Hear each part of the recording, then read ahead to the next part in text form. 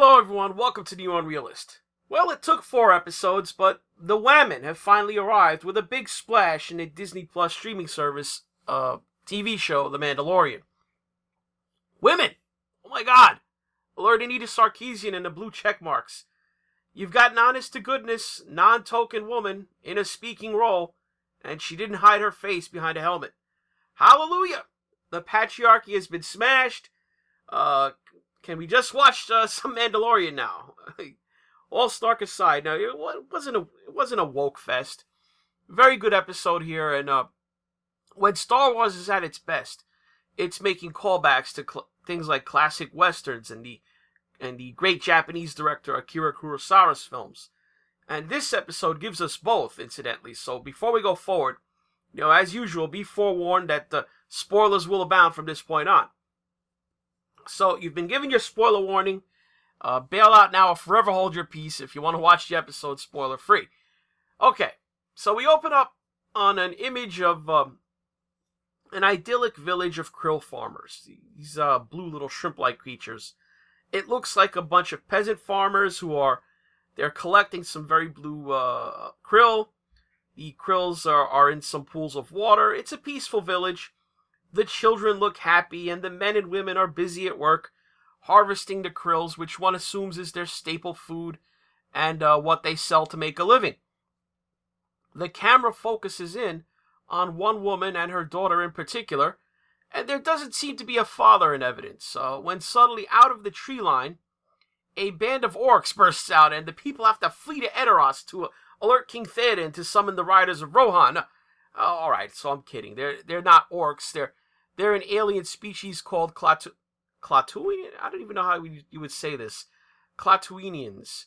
And they just happen to look and act like orcs. But I guess sometimes the classics just work. So these raiders, they drive off the pathetically helpless krill farmers, and they proceed to loot all of their blue krills, and they run off with their ill-gotten loot. Enter the Mandalorian and the Baby Yoda flying in his ship, the Razor Crest. They escaped that gunfight in the last episode against Greef Karga and his band of bounty hunters, and they need to find an out-of-the-way planet to land on to lay low for a while. And the Mandalorian knows that there are a lot of bounty hunters looking for the Baby Yoda that he's carting around, so he apparently thinks if he can get off their radar for a couple of months, eventually, maybe they'll stop looking, and when the trail goes cold. So after checking his ship's version of a GPS, he settles on this planet Sorgon, or is it Sorgon or Sorgon? As it really has no major settlements, no industrial facilities. Basically, it's the Star Wars galaxy's version of what the left would call a flyover state. They land the ship out in the forest on the outskirts of a small town. Nothing major from the looks of it. It's just like it's not as small as the first krill farmer village that we saw on this planet, but it's a little more developed, but not by much. So there's a kind of tavern. Really, it's in a simple, dilapidated-looking large hut/tent thing, that kind of structure. And the Mandalorian, he walks in with Baby Yoda. Yeah, the kid walks well enough over long distances, but as you'd expect, he's very slow. And it seems like a nice enough place. The people don't look like a bunch of criminals or your typical Star Wars cantina ruffians. They just it looks like the place in town where people go to eat at. It's a nice place. Think of, say, like a local diner. With one glaring exception. Who's that in the corner? Why, that's Gina Carano, and she's playing a character wearing some armor that manages to be, while both modest, it does reveal her big, thick arms, her large, bulging biceps. Now, this is not some 120-pound waif, my friends. She's a big woman. And lo and behold, the Mandalorian engages the tavern keeper in a conversation, and holy smokes, it's another woman with a speaking role. I mean, can Anita Sarkeesian watch the show now? I mean, yeah, she's a woman. She speaks multiple lines of dialogue, and oh, wait a minute, she's in the role of a server here. A stereotypical female line of employment. No good. No good. Patriarchy still in effect. Disney still hates Wamyn.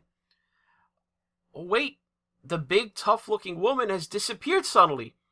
The Mandalorian, he grows suspicious and asks the tavern keeper lady to watch Baby Yoda for him. He goes out around back of the place and gets ambushed by the Gina Carano character. Bam! Bop! Boom! The Mandalorian, he's in a full-on fist fight with an armored woman bigger than he is. So here we finally have the woke moment we've all been dreading. The moment that would send us fragile males running away screaming with our hands in the air. A woman is showing aggression and engaging in head-to-head combat on screen. All in all, though, it's about what you'd expect. Gina Carano gets to show off her chops as a mixed martial arts fighter here. There's punching, there's grappling, there's throws. There's even some ground and pound action. It seems clear that the director of this episode, Ron Howard's daughter, Bryce Dallas Howard, she wants to establish with the audience that this character, whose name we'll soon find out is Cara Dune, is roughly on par in martial skills and ability with the Mandalorian. The fight ends when neither one of them can seem to get the upper hand on the other, so, they both resort to drawing their blasters, but this results in a stalemate, with both just aiming their blasters at each other and holding their fire. When Baby Yoda shows up and looks in on them, this seems to de-escalate the situation. I mean, who's gonna blast someone in front of this cute little guy?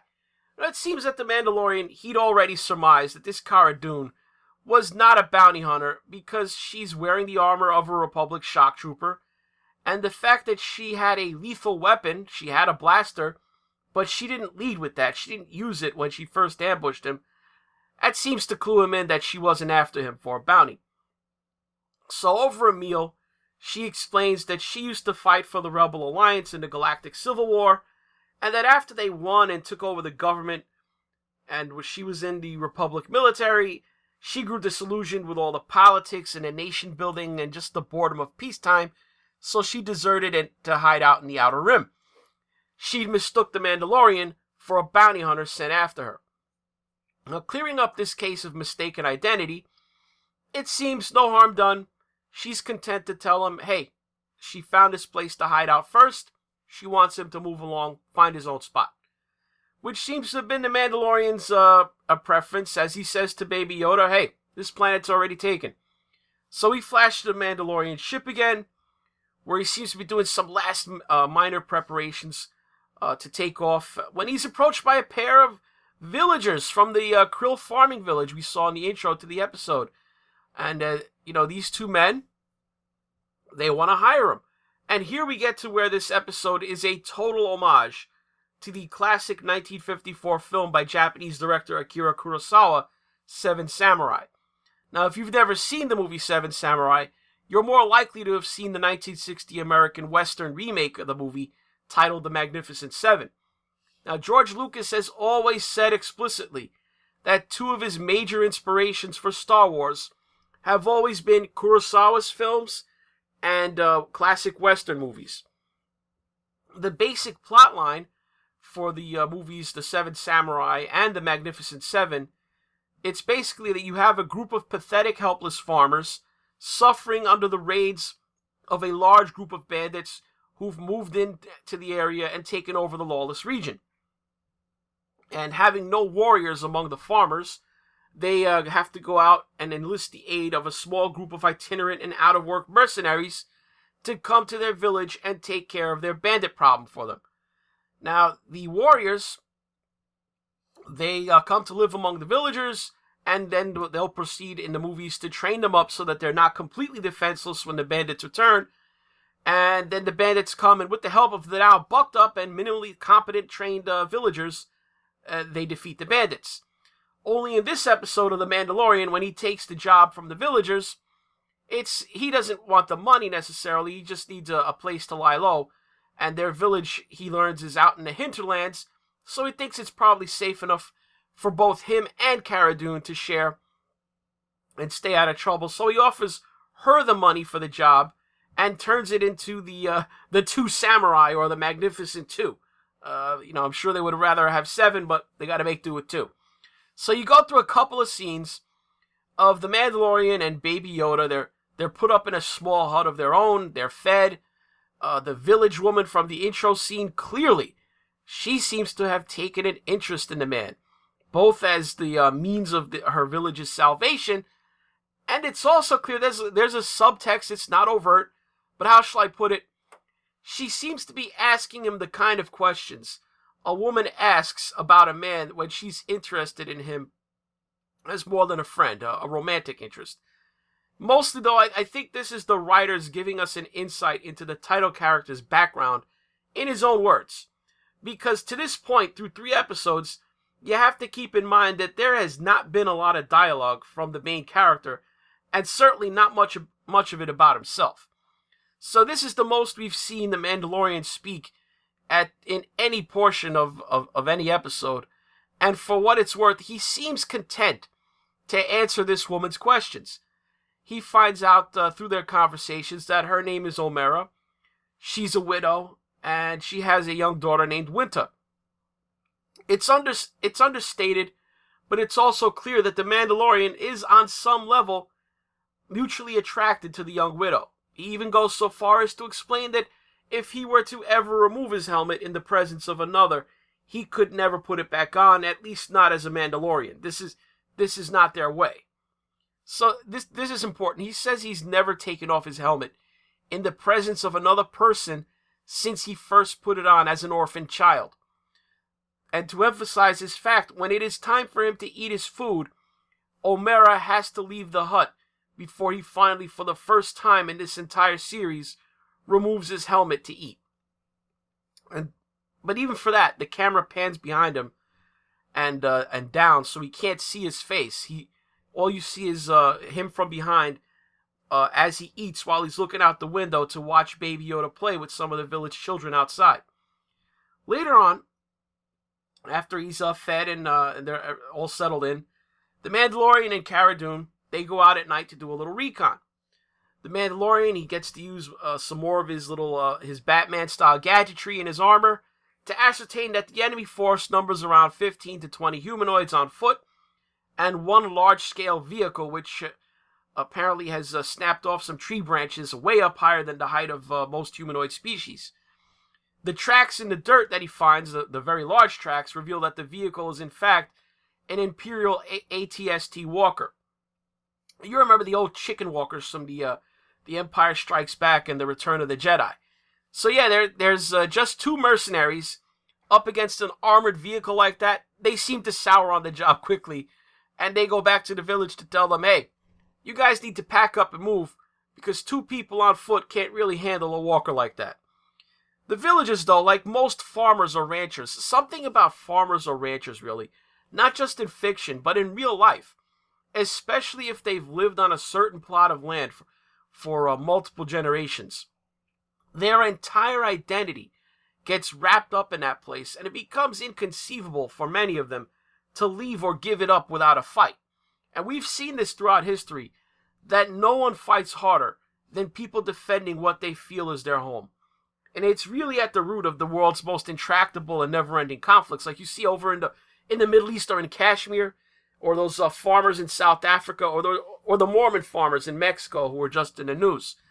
So moved by the farmers' desire to stay and fight for the land that their ancestors worked for generations to turn into a thriving community, the Mandalorian convinces Cara Dune to teach the krill farmers how to defend themselves. So, believe it or not, this next bit is where I actually do have a problem. I have a lot more of a problem than I'm guessing some people will have with the Gina Carano character, who more or less went toe-to-toe with the Mandalorian and was shown to be able to put him down on the ground. I'm sold on Gina Carano portraying a warrior. She's not a twig. She's physically bigger than a lot of men, more defined, than just the fact that she fought as a professional MMA fighter for years.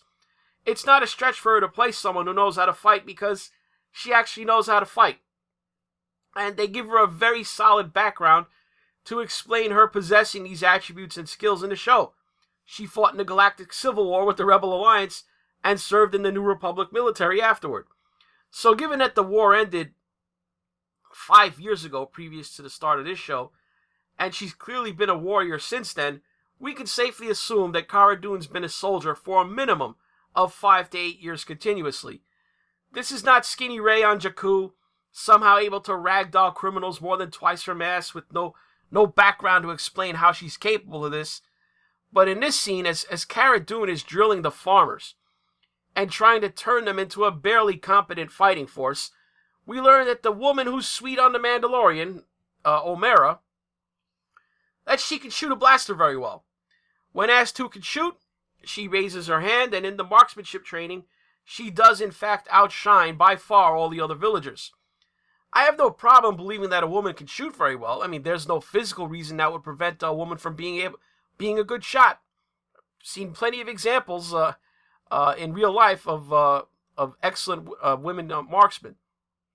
As a matter of fact, some people feel that their steadier hands might even be an advantage when it comes to aiming, but shooting for anyone, be it a man or a woman, anyone, that's a skill. If you just work at it, you can just get.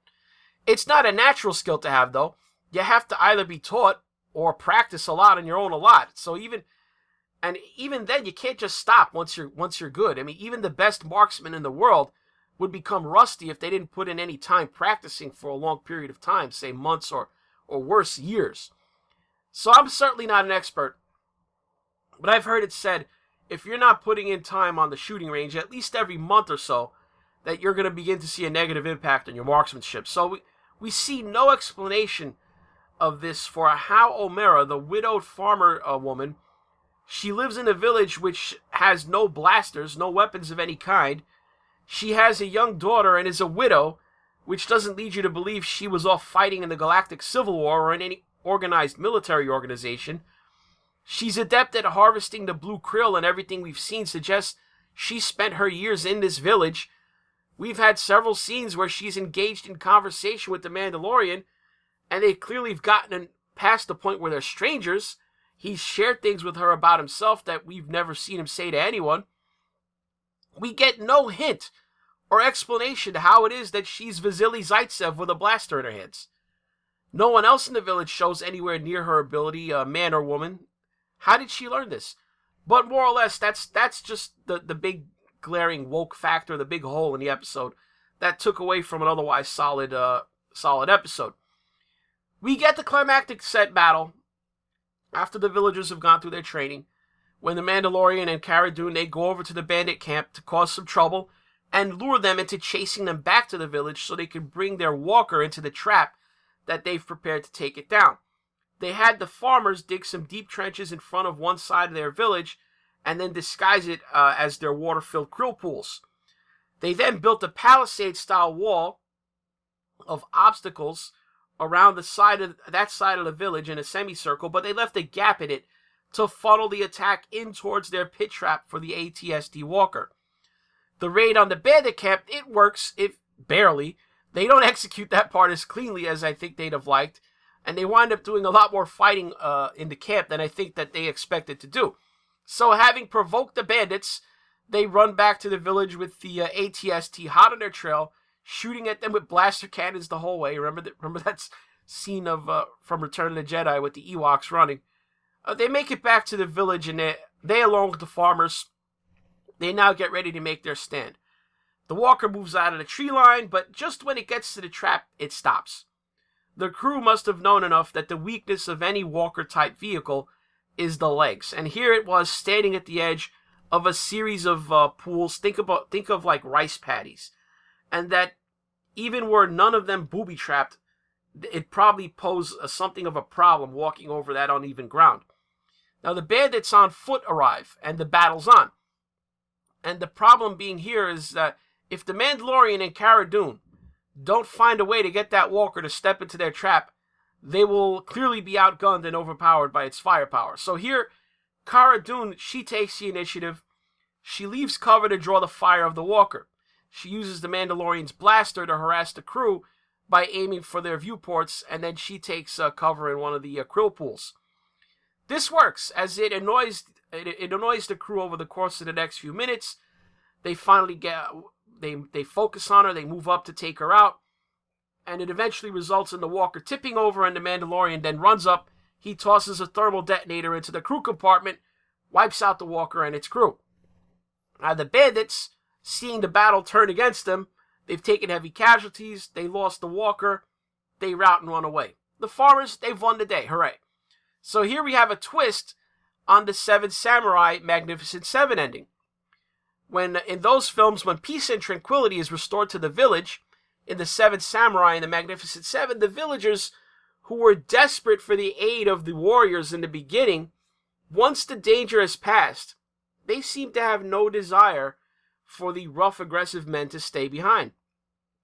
The heroes, they're not made to feel welcome, and they get the message that there's no place for them in the very place that they just fought to protect.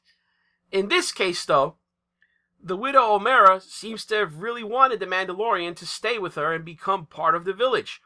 She says she's spoken to the other farmers, and apparently they as well, they feel as if they want the Mandalorian to stay and live there with them and raise his I guess, child, the Baby Yoda there.